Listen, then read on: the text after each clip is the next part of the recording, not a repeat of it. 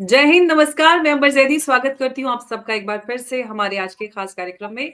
और आज करेंगे एक बहुत बड़ी खबर पर चर्चा, जिस पर हमारे साथ चर्चा करने के लिए मौजूद हैं हमारे खास मेहमान मेजर जनरल अस्थाना। बहुत-बहुत स्वागत है सर आपका। जय हिंद, नमस्कार। धन्यवाद मौका देने के लिए और आपके व्यूअर से बात करने के लिए। बहुत-बहुत धन्यवाद सर। सर फाइनली 467 डेज़ के बाद हमास और इज़राइल के बीच सीज़फायर को लेकर खबरें आ रही हैं। अब ये जो डील है, ये फाइनल हो पाती है, नहीं हो पाती है अभी तक, क्योंकि कैबिनेट ने इसको मंजूरी नहीं दी है। क्या कितना भरोसा किया जा सकता है, इस पे मैं आपसे जानकारी आज लेना चाहूँगी। सर, बहुत बड़ी खबर है और बहुत सारे लोगों के लिए पूरी दुनिया में एक रिलीफ की तरह ये है, क्योंकि बहुत सारा वायलेंस देखा और ग्लोबल इकोनॉमी पे भी काफ़ी फ़र्क पड़ा। सबसे पहले इस खबर को किस तरह से देखते हैं? कितना भरोसा किया जा सकता है इस खबर पर? सबसे पहले तो ये खबर एक तरीके से बहुत ही अच्छी खबर है गाज़ा के लोगों के लिए जो सफ़र कर रहे हैं बहुत ज़्यादा, और होस्टेजेस के लिए और उनकी फैमिलीज़ के लिए। इससे बेहतर खबर शायद उन लोगों के लिए कोई भी नहीं हो सकती। अब जिस हिसाब से ये खबर आई, काफ़ी उत्सुकता थी, काफ़ी उत्साह था सभी में, लेकिन जिस फेज में जिस तरीके से ये होना चाहिए था, उसमें अभी थोड़ी सी अड़चन नजर आ रही है, क्योंकि इजराइल के कैबिनेट ने अभी मंजूरी नहीं दी। हालांकि ये नेगोशिएशंस हो गए थे, मीडिया ने, नेगोशिएटर्स ने डिक्लेयर कर दिया था, दोनों साइड ने भी डिक्लेयर कर दिया था। बहाना अभी ये बताया जा रहा है कि नेतन्याहू का कहना है कि इसमें जो डील है इसमें हमास अड़चन पैदा कर रहा है, और हमास का ये कहना है कि नहीं, मैं कोई अड़चन पैदा नहीं कर रहा हूं, मैंने सब चीज मान ली है जो नेगोशिएटर ने बोला था। अभी इसको मैं थोड़ा सा विश्लेषण करूंगा कि ये डील क्या थी और कहां पर गाड़ी अटकी हुई है। जी सर। इस डील के मुताबिक पहला चरण जो था वो 6 हफ्ते का था, जिसके अंदर सबसे पहले 33 जो बंधक हैं, होस्टेजेस हैं, उनको रिलीज किया जाना था। इन 33 होस्टेजेस में जो लेडीज थे, बच्चे थे, सीनियर 60 साल से ज्यादा के जो मेल हैं वो थे, और 5 लेडी सोल्जियर्स हैं इजराइल की, उनको छोड़ा जाना था। और उसमें ऐसा माना जा रहा है कि 2 अमेरिकन भी, उनको भी फर्स्ट प्रायोरिटी पे छोड़ेंगे, ऐसा माना जा रहा था। और इजराइल की तरफ से कंसेशन ये था कि वो पॉपुलेशन सेंटर से हट जाएंगे और वहां से बाहर निकलना शुरू कर देंगे। साथ ही साथ वो कुछ पैलेस्टीनियंस को जो बंधक हैं और जो जेलों में हैं उनको छोड़ेंगे। तो अभी उसकी संख्या इन्होंने ठीक से मुकर्रर नहीं की थी, और जो जैसा नेतन्याहू का कहना है कि अभी हमास ने एक शर्त लगाई है कि जी मेरे को सेलेक्ट करना है कि कौन कौन से प्रिजनर्स रिलीज किए जाएंगे, जबकि ऐसी पहले कोई बात नहीं हुई थी। हमास का यह कहना है कि नहीं नहीं नहीं, पहले ऐसी बात हुई थी और हमने नेगोशिएटर्स को बताया था कि किस किस को छोड़ना है वो हम सेलेक्ट करेंगे। तो यहां पर गाड़ी अटकी हुई है, क्योंकि इन बंधकों को जिनको छोड़ना है, जो इजराइल की जेल में है, उसमें काफी ऐसे लोग हैं जो 15 साल से ज्यादा की सजा काट रहे हैं और जिनके ऊपर हत्या का इल्जाम है। तो जो कैबिनेट है उसमें ये बीच में बातचीत चल रही है कि इतने जिन लोगों ने जघन्य अपराध करा है, आप इनको कैसे छोड़ सकते हैं। तो इधर थोड़ी सी बीच में खींचातानी हो रही है। जो हार्डलाइनर हैं नेतन्याहू के सपोर्ट में जो हैं, वो उसमें से 1-2 मिनिस्टर्स ने ये कहा है कि भाई हम रिजाइन कर देंगे अगर ये डील साइन होती है तो। अब ऐसा माना जा रहा था पहले कि अगर नेतन्याहू की, क्योंकि माइनॉरिटी गवर्नमेंट थी, तो उसमें यह था कि भाई अगर इनका सपोर्ट नहीं मिलेगा तो नेतन्याहू की शायद सरकार गिर जाए। लेकिन अभी इक्वेशन ऐसी है कि शायद सरकार गिरने की नौबत नहीं आएगी अगर वो लोग रिजाइन दे देते हैं तो भी, लेकिन इंटरनल और एक्सटर्नल प्रेशर दोनों बहुत ज्यादा है, दोनों ही तरफ से।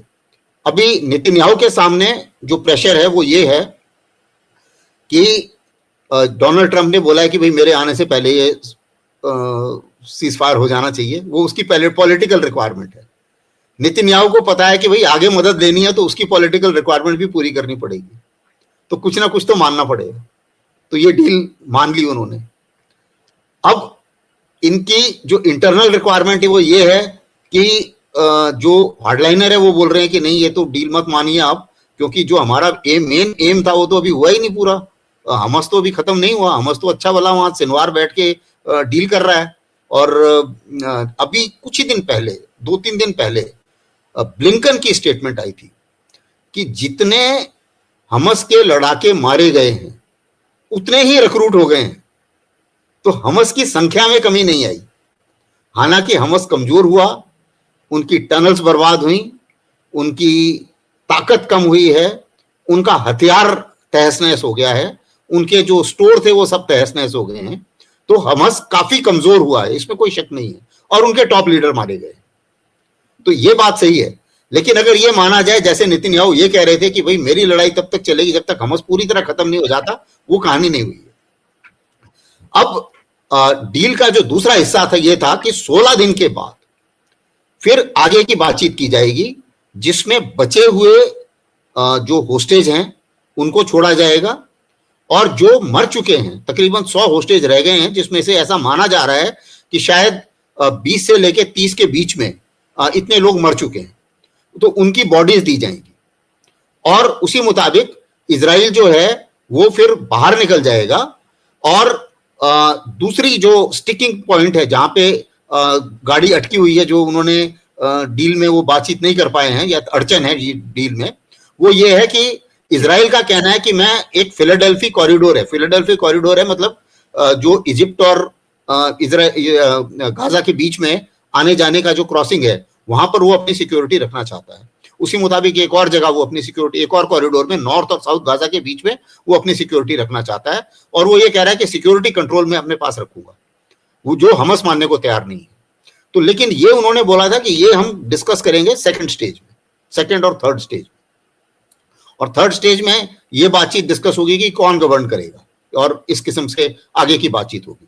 तो 16 दिन के बाद में नेक्स्ट स्टेज की जो डिस्कशन थे वो जारी होने थे। लेकिन अभी तो सवाल ये है कि पहले जो पहली डील का जो फर्स्ट एक्सचेंज होना था, ऐसा माना जा रहा था कि अगर सब कुछ सही हो जाता है तो संडे को पहला एक्सचेंज होगा, जिसमें तकरीबन 3 बंधक छोड़े जाएंगे और वहां से भी कुछ प्रिजनर छोड़े जाएंगे। वो इनिशियल होगा, उसके 2-4 दिन के बाद में फिर कुछ और छोड़ेंगे। इस किस्म से उन्होंने टाइमलाइन बनाई हुई थी। अब सबसे पहली बात तो यह है कि क्या ये डील रहेगी या चलेगी, इसमें कोई शक नहीं है। हम सब स्वागत करते हैं इस डील का, और ये होनी चाहिए, क्योंकि सभी बहुत परेशान हैं और इसी डील से रिलेटेड काफी सारी लड़ाइयां हैं। हुदीज का भी यही कहना है, उनके बेन लड़ने का कारण यही है कि आप गाजा में लड़ाई बंद कीजिए। अगर एक बार लड़ाई बंद हो जाए गाजा में, तो हुदीज के पास भी कोई बहाना नहीं रह जाता रेड सी में जो शिपिंग है उसको टारगेट करने का।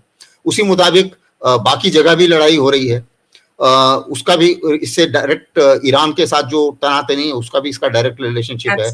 सीरिया के साथ एक और नई चीज शुरू हुई है कि इजराइल ने अभी एयर स्ट्राइक कर दी फिर से सीरिया के ऊपर और एसटीएस के ऊपर। तो ये भी थोड़ी सी है, इसके बारे में बाद में बात करूंगा। लेकिन डील का जहां तक सवाल है, मुझे नहीं लगता ये एक फ्रेजाइल डील है। हमें होपफुल होना चाहिए, लेकिन होपफुल विद कॉशन होना चाहिए, क्योंकि उम्मीद रखनी चाहिए लेकिन कॉशन के साथ रखनी चाहिए, क्योंकि इस डील के टूटने के बहुत ज्यादा चांसेस हैं। और पॉलिटिकली देखा जाए तो मुझे ये लगता है नेतन्याहू बहुत पुराने आदमी हैं, उन्होंने सबसे लंबे प्राइम मिनिस्टर रहे हैं इजराइल के, और बहुत पॉलिटिकली बहुत ही मजे हुए खिलाड़ी हैं। इतनी उन्होंने अपोजिशन झेल लिया पूरे विश्व का। और ऐसा माना जा रहा है कि वो ये करेंगे कि ट्रंप की भी बात मान लेंगे, कुछ ना कुछ वो शुरू करवा देंगे, और उसके बाद में फिर के एक बहाने से डील फिर वो अपनी कुछ ना कुछ कार्रवाई शुरू कर देंगे। ऐसा माना जा रहा है। ये सर ये बहुत अहम सवाल है, और ये सभी के सामने कंसर्न भी है कि नेतन्याहू जिन्होंने दुनिया भर की मुखालिफत झेलकर इस को 15 महीने तक इस लड़ाई को जारी रखा, और जो भी वायलेंस हुआ, जो भी उनके ऊपर केसेस चले, किसी चीज से वो नहीं डरे, ना ही वो डिगे।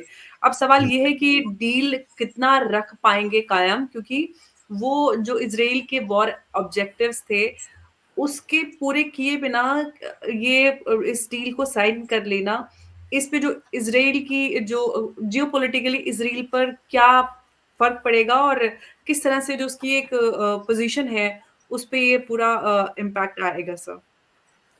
देखिए, किसी भी स्ट्रेटजी का या किसी भी जो प्लान बनता है या जो भी एक देश की जो ग्रैंड स्ट्रेटजी होती है, उसको अगर हम देखें तो नेतन्याहू का जो एम था, जो उसने बोला था, 2 एम है, एक बोला था और एक नहीं बोला था।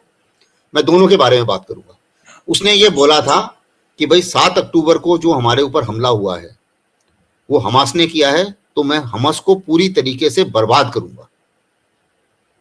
तो ये पहला एम था उसका। दूसरा एम था कि मैं सारे के सारे होस्टेजेस को रिलीज कराऊंगा लड़ाई के द्वारा। तो ये दूसरा एम था, ये उन्होंने बोला था।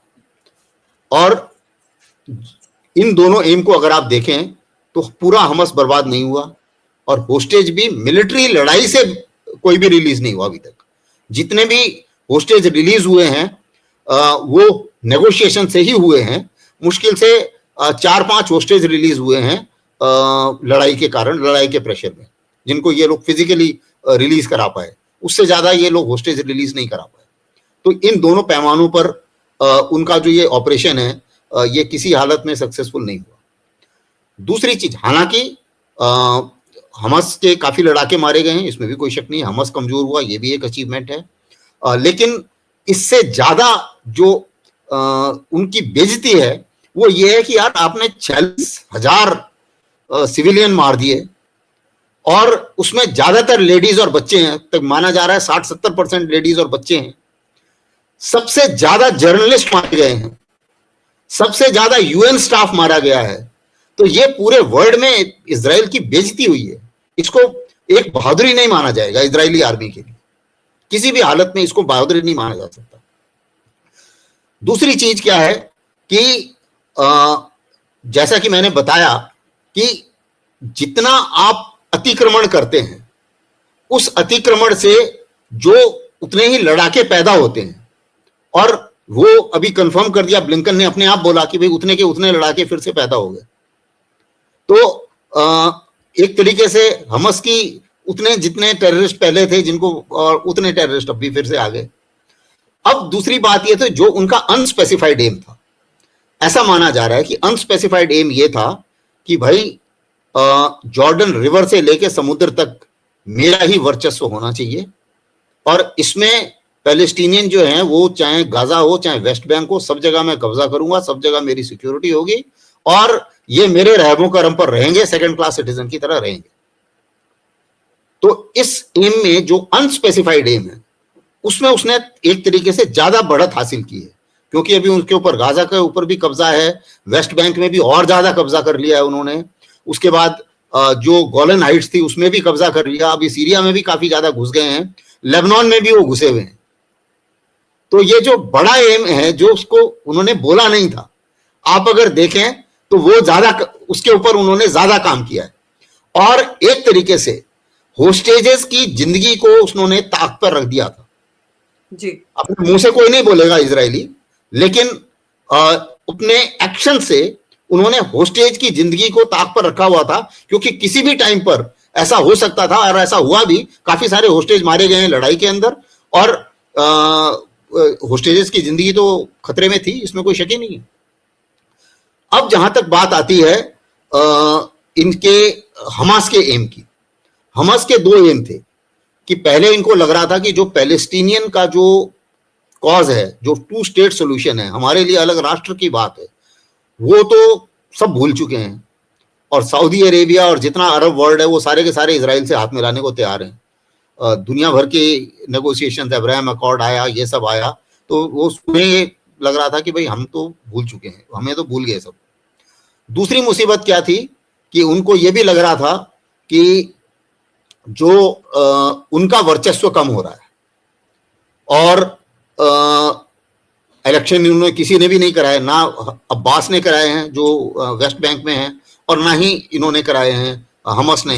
हालांकि हमास इलेक्शन से आया था 2005-2007 में, जब ये इलेक्शन हुए थे इनके, तो उस टाइम में इन्होंने इलेक्शन जीता था, लेकिन उसके बाद में इन्होंने हार्ड लाइन ली, टेररिस्ट एक्शंस भी किए और 7 अक्टूबर का जो एक्शन इन्होंने किया वो निंदनीय है।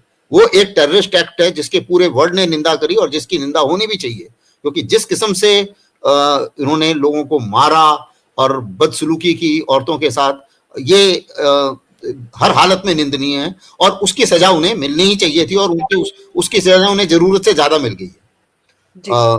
अब सवाल ये होता है कि इन दोनों चीजों को मद्देनजर रखते हुए अब आगे क्या हो सकता है। जहां तक मेरा मानना है, चाहे हिजबुल्लाह हो और चाहे हमास हो, दोनों खत्म तो नहीं होने वाले और ना ही दोनों तबाह होंगे। तबाह काफी हद तक दोनों के लीडर मारे गए हैं, कमजोर हो गए हैं, इसमें कोई शक नहीं। लेकिन ये लोग अपने आज नहीं तो 5 साल 10 साल, लेकिन अपनी स्ट्रेंथ को ये लोग बढ़ाएंगे और बढ़ाने के बाद में, क्योंकि जब तक ये 2 स्टेट सॉल्यूशन नहीं होता है तब तक ये लड़ाई रुकने वाली नहीं है। सीज फायर होगा, फिर ब्रेक होगा, फिर होगा, फिर ब्रेक होगा, ये सिलसिला जारी रहेगा। ये सिलसिला कई दशकों से चल रहा है, ये आज की बात नहीं और अभी कोई नई चीज नहीं हुई है। क्योंकि जहां तक अगर इजराइल की माने तो ऐसा तो नहीं हो सकता कि इतने सारे पैलेस्टीनियंस हैं वो सारे कोई समुद्र में तो नहीं डुबा सकते, रहेंगे तो हैं, वही तो जगह है। अरब देश कोई लेने को तैयार नहीं है उनको, तो जाएंगे कहाँ, रहेंगे तो हैं वहीं पे। उसी मुताबिक जहां तक पैलेस्टीनियन का सवाल है, उन्हें भी तो एक जगह चाहिए रहने के लिए। ये पूरे यूनाइटेड नेशन में माना है, पूरे वर्ल्ड ने माना है, भारत ने भी माना है, सभी ने माना है। तो इन दोनों चीजों को मद्देनजर रखते हुए इजराइल का ये कहना कि भाई सब कुछ मेरा होगा, वो भी कुछ जरूरत से ज्यादा एक्सपेक्टेशन है और सब चुप रह जाएंगे और कोई कुछ नहीं करेगा, ये भी जरूरत से ज्यादा एक्सपेक्टेशन है। बिल्कुल। और सर ईरान में रिजीम चेंज की भी बात नेतन्याहू ने कही थी कि ईरान में भी रिजीम चेंज करवाएंगे। हाँ, ईरान में रिजीम चेंज करवाएंगे। तो ईरान में रिजीम चेंज अगर होगी तो इंटरनल प्रेशर से ज्यादा होगी, नेतन्याहू के कहने से नहीं होगी। क्योंकि ईरानियन से भी मेरे अभी मैं कई सेमिनार्स में बाहर गया था, तो एक ईरानियन स्कॉलर से भी मेरी बात हुई थी।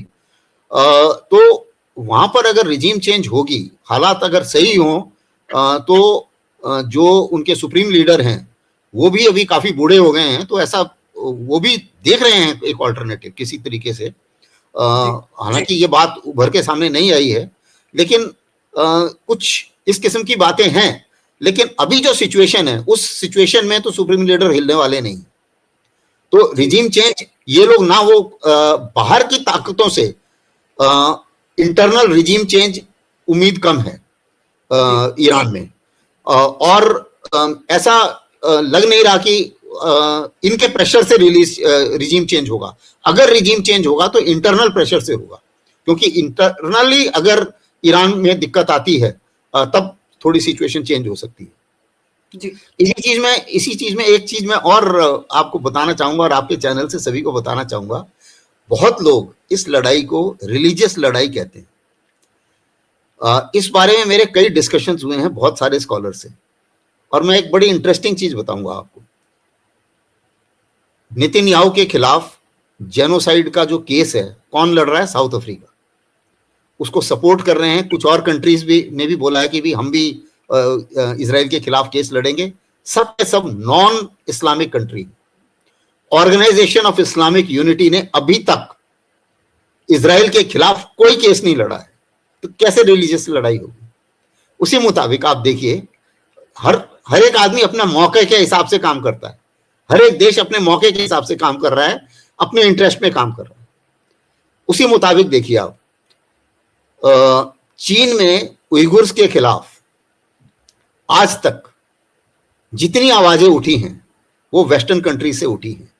ओआईसी ने एक बार भी आवाज नहीं उठाई। एक बार मैं डिस्कशन कर रहा था मेरे पैनल पर, जो इनकी डिप्टी है उइगुर कॉन्फ्रेंस की, वो थी।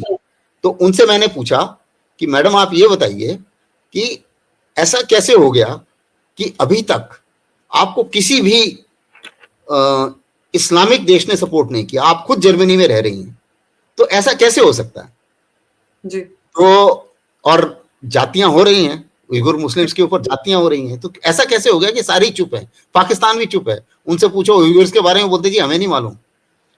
तो उन्होंने बड़ा धीरे से जवाब दिया मेरे को कि sir money matters. Absolutely.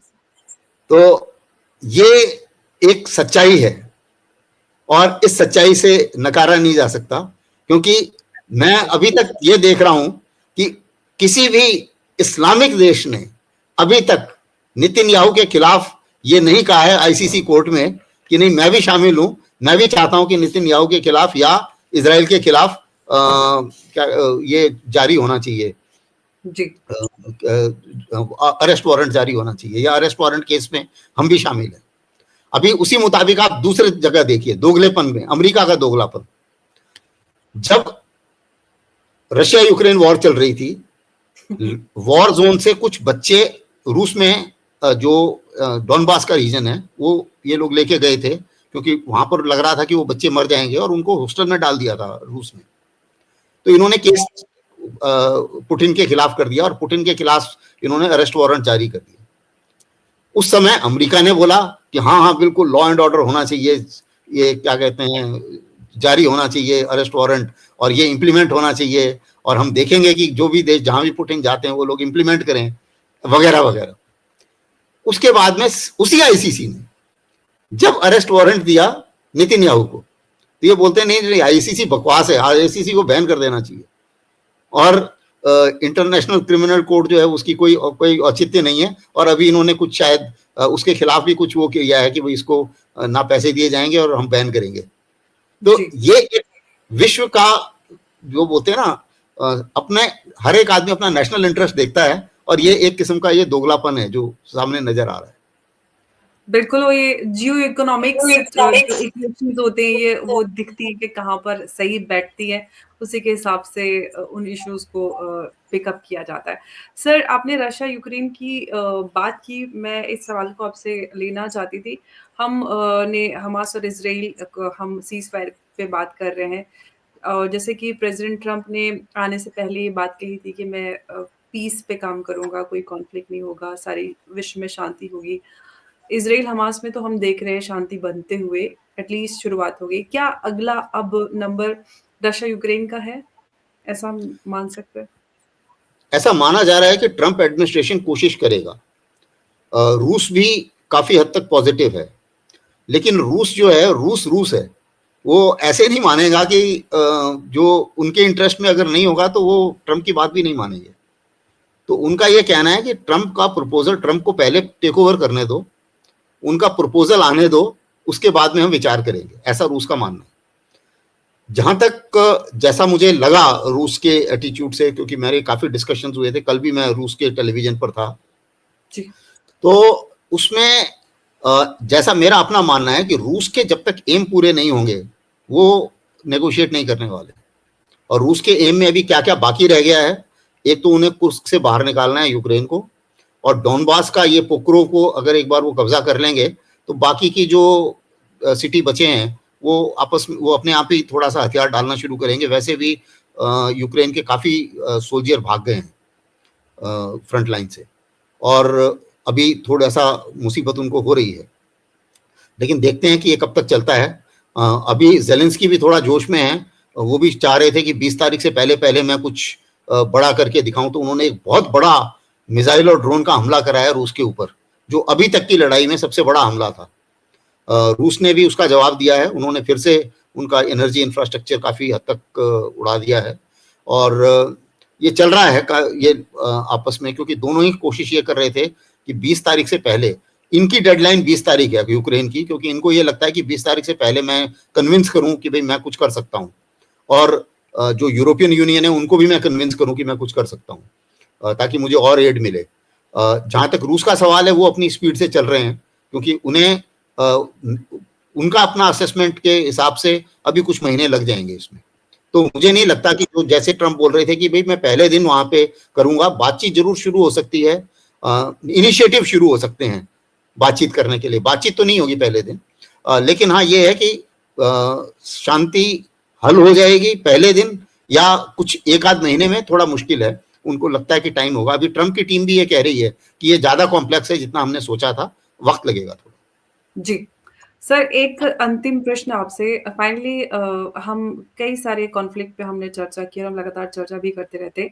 How should India is rising global power, जो इंडिया की हम डिप्लोमेटिक लिवरेज की बात कर सकते हैं, किस तरह से उसका इस्तेमाल करके जो पीस टॉक्स हैं या हम सीज फायर्स की बात करें between Israel Hamas and Ukraine Russia, वो कैसे लॉन्ग लास्टिंग पीस के लिए अपना किरदार अदा कर सकता है, भारत की मैं बात करें सर? देखिए, भारत का जो लिवरेज है वो ये है कि भाई हम सबसे बात कर सकते हैं क्योंकि हमारी सबसे दोस्ती है। जी। इज़राइल से हमारे बहुत अच्छे संबंध हैं और पैलेस्टीनियन को भी उनकी भी एम्बेसी है हमारे यहाँ, उसको हम रिकॉग्नाइज़ करते हैं, सबसे बहुत पहले से रिकॉग्नाइज़ करते हैं और टू स्टेट सॉल्यूशन की हम बात करते हैं। तो दोनों तरफ तो एक तरीके से नेगोशिएटर के हैसियत से हम लोग काम कर सकते हैं, या हम एक तरीके से प्लेटफॉर्म दे सकते हैं यहाँ पे बातचीत करने का। लेकिन उनका नेगोशिएशन ऑलरेडी जो इजिप्ट और कतर कर रहे थे, तो इसलिए जी। भारत का उसमें इंटरफियरेंस कोई खास ज़रूरत नहीं थी, क्योंकि इन चीज़ों में क्या होता है कि जब तक दोनों पार्टीज़ आपको ना रिक्वेस्ट करें या ना आपको बोलें, तब तक बीच में टांग अड़ाना जो है वो एक तरीके से आप ज़्यादा ओवर इन्वॉल्व होने वाली बात हो जाएगी। जहां तक रूस का सवाल है, रूस और रशिया यूक्रेन वॉर का सवाल है, रूस के दिमाग में बिल्कुल क्लियर है, बात करेंगे तो अमेरिका से करेंगे, जेलेंस्की से वो बात नहीं करेंगे। उन्होंने साफ बोल दिया है कि जेलेंस्की अगर दोबारा इलेक्ट होके आते हैं तब मैं बात करने को तैयार हूं। अभी इलेक्शन हो चुका है, मार्शल लॉ है, इलेक्शन का वक्त निकल गया है। इलेक्शन इस साल अर्ली 2024 के बिगिनिंग में होने चाहिए थे, अप्रैल के आसपास, वो नहीं हुए। तो उसके हिसाब से वो अनऑथराइज लीडर है, मार्शल लॉ लगा के बैठा हुआ है। तो वो बोलते हैं मैं इससे बात नहीं करूंगा, अगर ये इलेक्ट होके दोबारा आ जाता है तब बात दूसरी है, तब मैं बात कर सकता हूँ। तो बात अमेरिका से होगी।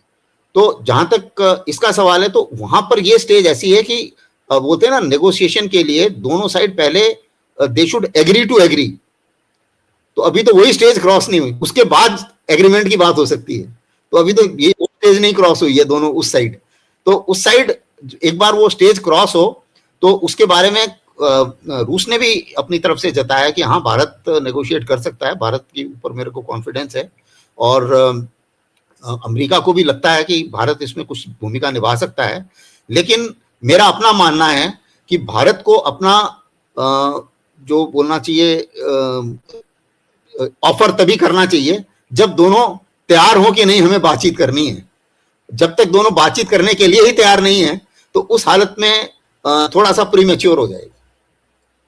वहां पर भी प्राइम मिनिस्टर मोदी जो है उनका पुतिन से भी बात करते हैं वो। और अभी एक कल ही बड़ा इंटरेस्टिंग, जिसके ऊपर मेरा प्रोग्राम था रशियन टेलीविजन में, एक बड़ा इंटरेस्टिंग वो निकला है, एनालिसिस निकला है, यूरोप की एक थिंक टैंक ने निकाला है। और उसमें यह था कि किस देश पर आप कौन से देश ऐसे हैं जो सोचते हैं कि रूस जो है एक एलाई है और आगे बढ़ के एक पावर बन सकता है। तो उसमें नंबर 1 जो सर्वे आया है उसमें इंडिया नंबर 1 है, यानी कि इंडिया मोस्ट फेवरेबल है और इंडिया सबसे ज्यादा भरोसा रूस के ऊपर करता है, ऐसा उस सर्वे में निकल के आया है। तो रूस को भी उसी मुताबिक भरोसा है, उतना ही भरोसा है भारत के ऊपर, चीन से ज्यादा भरोसा है, ऐसा सर्वे में निकला है। तो इस हिसाब से जाहिर है कि भारत की एक भूमिका है और भारत पीस के लिए एक भूमिका अदा कर सकता है। बिल्कुल। और हमास और इजराइल सीज फायर के लिए कतर, यूनाइटेड स्टेट और इजिप्ट काफ़ी लंबे अरसे से, इनफैक्ट कहना चाहिए 1 साल से बातचीत कर रहे हैं। फाइनली सीज फायर पे अनाउंसमेंट हुआ है। इजराइल अभी उस पर आगे कितना कैसे इस पर जो भी, क्योंकि इजराइल पार्लियामेंट में अभी ये बिल पास नहीं हुआ है, तो ये सीज फायर अग्रीमेंट साइन होगा नहीं होगा, कहाँ तक पहुंचेगा, ये आगे वक्त बताएगा। और जो भी होगा डेवलपमेंट हम उस पर चर्चा करेंगे। बहुत बहुत धन्यवाद सर आपका हमारे साथ आज की इस चर्चा में जुड़ने के लिए। जय हिंद, नमस्कार, धन्यवाद। थैंक यू, धन्यवाद। Thank you sir.